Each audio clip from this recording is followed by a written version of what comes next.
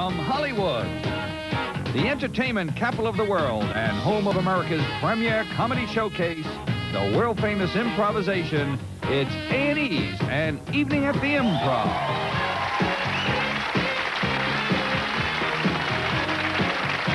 Tonight, starring Ron Perlman. Thank you for coming.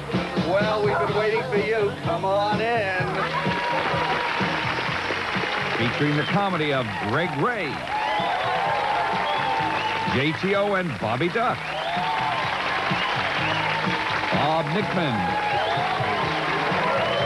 special guests Mark Price and Rick Overton.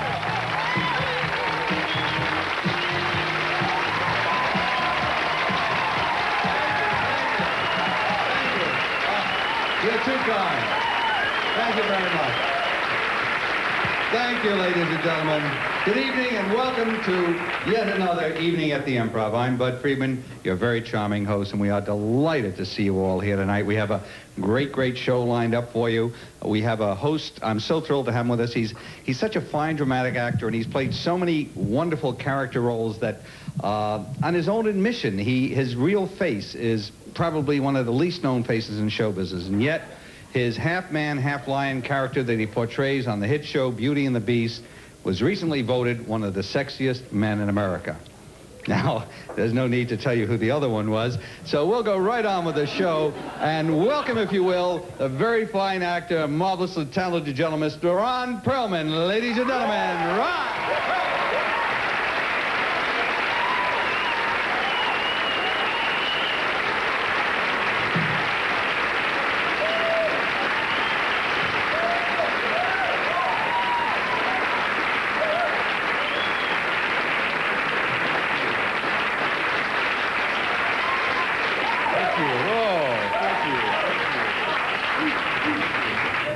It's very good to see you all here tonight, and I'm particularly excited to be here tonight, mostly because I get to appear as myself, Ron Perlman. Now, don't get me wrong, I'm not one of these egocentric type of guys. It's just that, well, I think that after the kind of dues that I've paid and some of the work that I've done, that, you know, I'm entitled to some of the whining and the dining and, you know, being invited to premieres and interviews on Entertainment Tonight. But, well, for a while there, it looked a little bit shaky. Like, I mean, when I first started in this business, I had a very certain refined image that I wanted to project. I mean, here I was classically trained. I studied all the acting philosophies. I spent hour after hour perfecting my speaking voice, how to bring forth emotions, whether Shakespearean soliloquy or Tennessee Williams monologue. And most important, I worked day after day in front of not just an ordinary mirror, but a magnifying mirror so that I could make my face a veritable cornucopia of expression. No, seriously, the subtle raise of the eyebrow, either one. The broad, slow grin, the furrowing of the brow.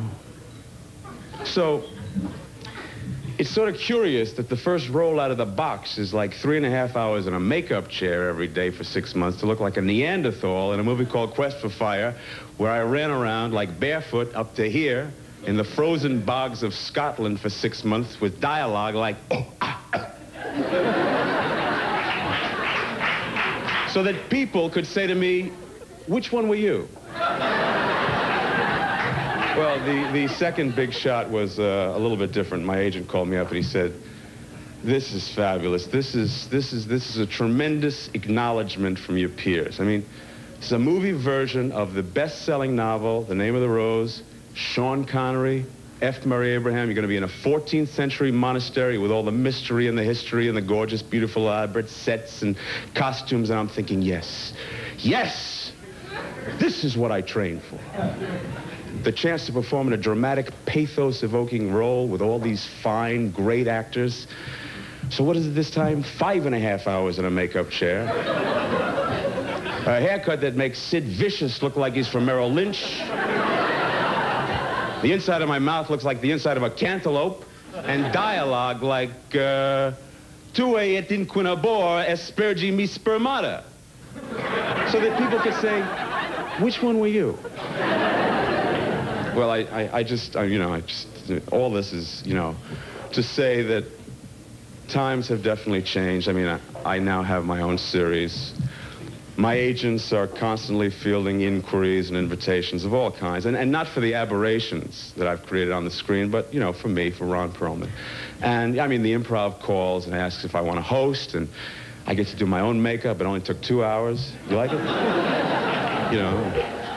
I arrive at the club, I park the car, and I walk up to Bud Friedman. I've always been a huge admirer of Bud Friedman's.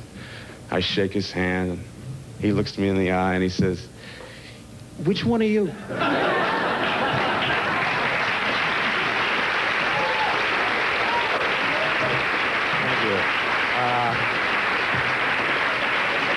Oh, thank you. You're too kind.